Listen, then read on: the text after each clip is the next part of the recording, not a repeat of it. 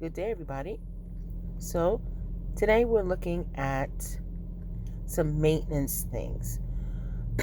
As you can see, there's a red light here on my vehicle. It's the brake light. So, this happened about a month ago, out of the blue. I don't drive the vehicle often, so I started driving it more often now because I did change the wheels. In a previous video, you saw that I needed tires. So I bought a whole set of tires and wheels, changed them, so now they're on the vehicle. I feel much safer. I also got an alignment after that also. But this issue, when I saw it last time, I added a little bit of fluid. I wasn't sure how much to add, but I added some. But the light is on again. So what we're going to do first is check the fluid. Well, first we check the parking brake. I already checked it, but if you get this light and you're not driving, you're just parked, make sure that you haven't put on the parking brake. Okay, in my vehicle, my parking brake is here under my cup holder. So, to make sure that that's not on. It's not, but my light is still on. So, a DIY is maybe check the fluid. See if your brake fluid is at a low level. Everyone's method of checking the level is different in their vehicle, so we'll see it in mine. Alright, so in my vehicle, you have to open the hood. My hood latch is here. See right here. Some people's hood latch is under the dashboard, somewhere under here. So every vehicle is different. Okay, you should know where your hood latch is. I've seen some people go into their cars and not know how to open the hood of their car that they operate. It's very important to know how to open the hood, open the trunk, open every door, window, sunroof. Know where all your switches and buttons are. Okay. In my vehicle, again, my parking brake is here. So to activate the parking brake, I step on it. So right now, my emergency brake or my parking brake is on. To release it, my vehicle, my release is here. So you see the pedal popped up again. See you again. Press it down. And I pull this lever. Pops back up. Okay. Some vehicles, when you press the lever, press the parking brake, you have to press it again to take it off. So again, every vehicle is different. Now, I'm going to open my hood, check under the hood, and we're going to check the the brake fluid level. So, this. Okay, so now it's open. Alright, so in my vehicle, this is where the brake fluid reservoir is. So you can see here, a little container, and the lid is here. Just twist it like this. So this is a Mercedes, a 2003 Mercedes ML500. So the sensor and the level sensor is all in the cap. This is kind of all one piece. It's connected.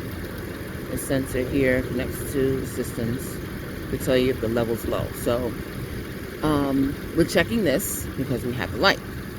So also, you'll see here, there's a little basket, like a filter here. Now, once I put this back in, if the level was sufficient, the fluid should be about here. It should be visible. Okay.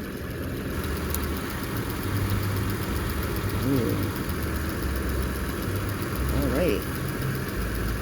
There's no sediment in there. But as you can see, the fluid is very low. You can see it's way down there. So if I stick my finger, it's kind of dry. So the level should be down here. Don't overfill it. It should be way up here, and it's not. Okay. Also, take a look at the color. Is it kind of clear like that? I added some about a month ago, not much, but it's, you know, kind of clearish. It should look like kind of mineral oil. It shouldn't be black and ooky. If it is, you might have an issue. Okay, so we're gonna add some fluid here. My vehicle, and I pressed on here, .4. So there's different grades of brake fluid. If you go into a auto parts store, just don't get anything. Make sure you research what your vehicle needs. Okay, put in your year, make, and model.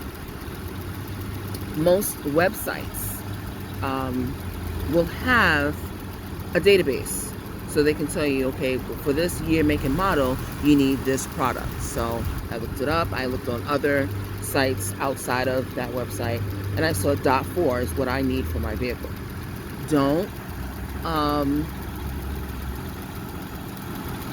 Don't let anyone tell you differently than what is put in you. And you can also check your manual. You should have your operation manual, your the manufacturer's manual for your car. It'll also tell you what kind of fluid you need. Okay.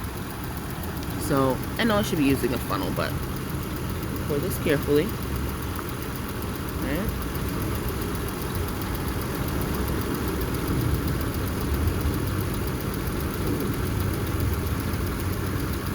Like maybe it was quite low.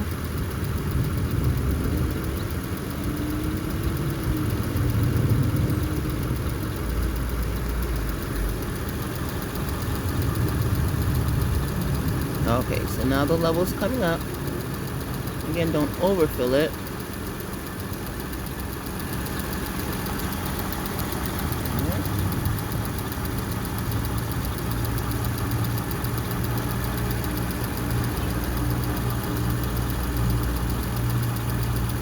Now, I must admit, I haven't checked the level in this vehicle. That's another thing. Please check your fluid levels. Whether it's oil, whether it's brake fluid, steering fluid. Okay. So now the oil level is, the steering fluid level is way higher. Okay. And again, it's clear. So if it's murky down there, then you probably have an issue. So let's see if this fixes our problem.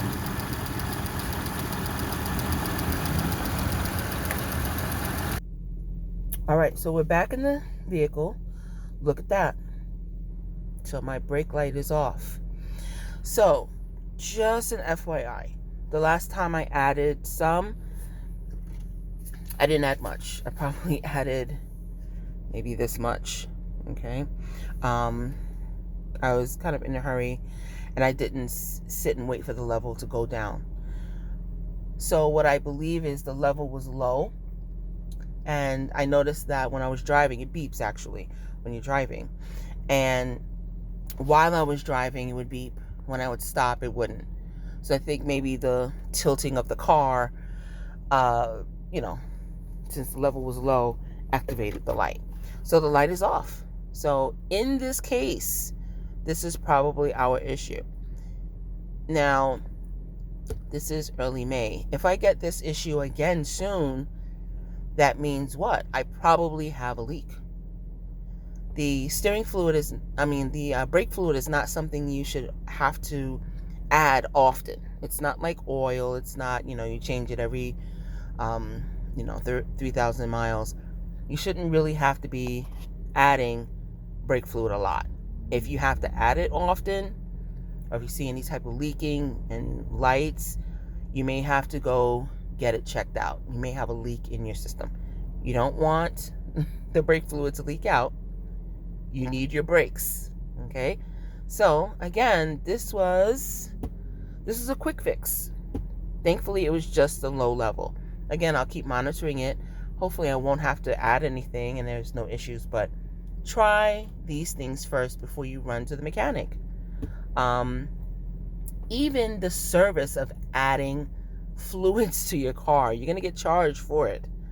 Okay, so D.I.Y, this fluid, I got it at a local auto supply store. And I don't know, it probably cost me $5-6. It's not expensive, maybe $7. This is a small 12-ounce container, but it shouldn't cost you a lot. Okay, so that's a quick DIY. Please like, subscribe, comment, and click your notification bell for more videos. Thank you. Have a great day.